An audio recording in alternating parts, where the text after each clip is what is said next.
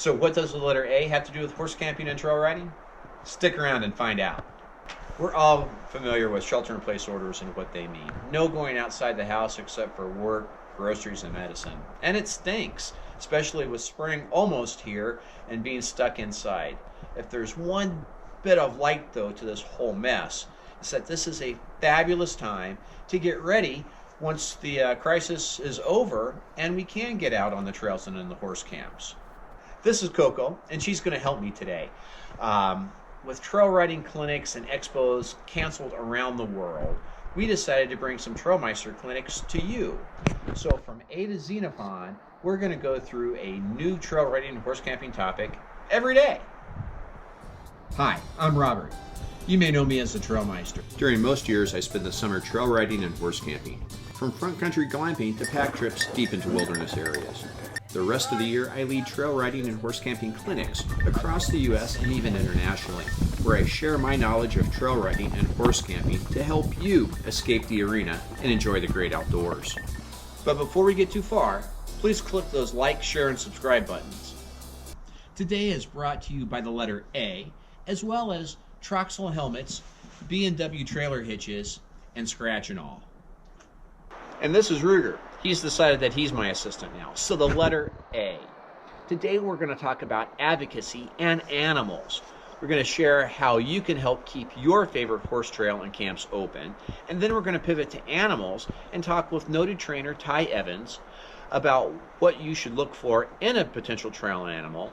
And we're also going to talk about the prerequisites, or what you should think about before you hit the trails. Advocacy organizations like Backcountry Horsemen, these horse camps, these trails wouldn't be open. That's right. Do you belong to a trails advocacy organization? If you don't, you really should. And Ruger agrees with me. It's not enough to just use the trail systems. We need to band together so that our voices are heard to keep our trails and camps open. By joining a trails advocacy group, your voice is going to be heard on important issues that are going to keep your trails open forever. So please consider joining. Here's a quick video on why I belong to the Backcountry Horseman organization. As a clinician, I help horse owners across the nation. And one question that I get a lot is why I joined Backcountry Horsemen. So here's what Backcountry Horsemen of America means to me and why I'm a member. Backcountry Horsemen of America is keeping paradise open instead of being paved for parking lots. For me, paradise is a dirt trail that twists and meanders to a backcountry camp in the wilderness. It's a quiet solitude punctuated by the scream of an eagle aloft. It's the sweet perfume of pine on the breeze. It's the companionship of a trusted mule who will faithfully get me home. Unfortunately, trail closed signs are frequently encountered. Paradise needs protecting, and Backcountry Horsemen of America does that for me and every other horse owner in the United States. Backcountry Horsemen of America is friends. Backcountry Horsemen chapters are focal points for social events and trail stewardship efforts. A big reason for joining Backcountry Horsemen is the camaraderie of people who have the same interests: horses and trail riding.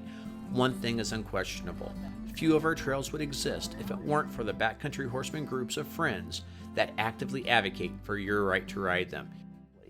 And thirdly, Backcountry Horsemen of America is food. I may have joined Backcountry Horsemen to keep horse trails open, but the food is one of the things that keeps me here. Backcountry Horsemen is much more than trail work and advocacy efforts. It's potlucks and steak feeds. We focus on keeping horse trails open, but we're far from workaholics and have lots of fun along the way. Well, there you have it. The top three things that Backcountry Horsemen of America mean to me: trails, friends, and food. If you're not a member, please consider joining Backcountry Horsemen. They're the only national organization protecting the trails you love to ride and the places you love to camp with horses and mules. Well, what do you think about that, huh? What do you think? What did you think about that video? What did you think about that video? Thanks for watching, and I hope you consider joining.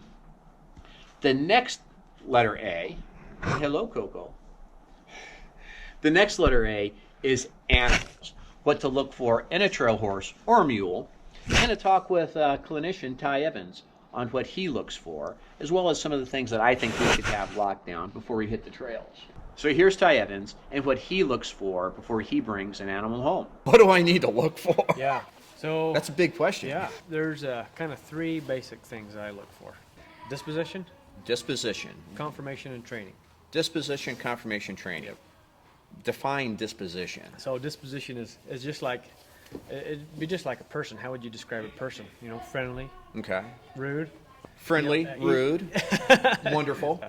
You know, like this gal, she's always eager to be kind of caught. Okay. You know, she enjoys our presence. Okay. You know, she's. I like an animal she's- that comes to the gate. Yeah, she's not worried about us. She's interested in us, and the Right. disposition is the one thing that you can't. Well, you shouldn't say you can't. It's just really hard to change. So you said disposition first before confirmation and training. Well, because Why? if you know, say a novice person to Novice, the mule right here. is looking. Okay. Disposition will make or break you. You know, a good disposition, you can mold that and take that anywhere. Disposition first. Yeah. You go look at a mule, if it's not friendly, that's not on your list. Alrighty. Type of deal. And then you said confirmation. Yep. Define confirmation for And me. this is something that would depend on everybody's needs. My basic needs for confirmation would be something along the lines of, first of all, health. Okay. That the mule's health will fall into that line. I mean, Okay. More on the actual confirmation, the bones and stuff. Some things. Some folks like a Built mule. uphill, built Yeah. downhill, Yeah, that type of you thing. know, withers. Cowhawk. Yep. And hip size and how their neck is put on. You know. But Mariah, for the most part, has a pretty good not only disposition but confirmation as well. Confirmation to at least fit my need. Look for confirmation according to what What you need. what Yeah. you need for the job Yeah, that they're going to be doing. You know, if you're an endurance rider, then look for something that would fit endurance. You know, Okay. maybe they like a little more leg to them, a little longer, you know, Okay. leg, and maybe they like bigger stride to them. Maybe a packer would look for something that wasn't so tall. So you'd plug in your needs to that person. And then you said training. Yeah. So disposition first, confirmation for the job, and then training. Define training So for training me. By is- me doing the training, you doing the training, Yeah. a trainer doing the training. But it depend. It depend, you know. So the training aspect for me I mean, a young colt that hasn't been touched wouldn't bother me. Right. Whereas somebody that is a novice, Like me. you know, that wouldn't work out for you. Okay. You know, it's like that old saying, green on green. Makes for black and blue. That's right. That's right. So you know, if somebody was a novice looking, you know, Uh-huh.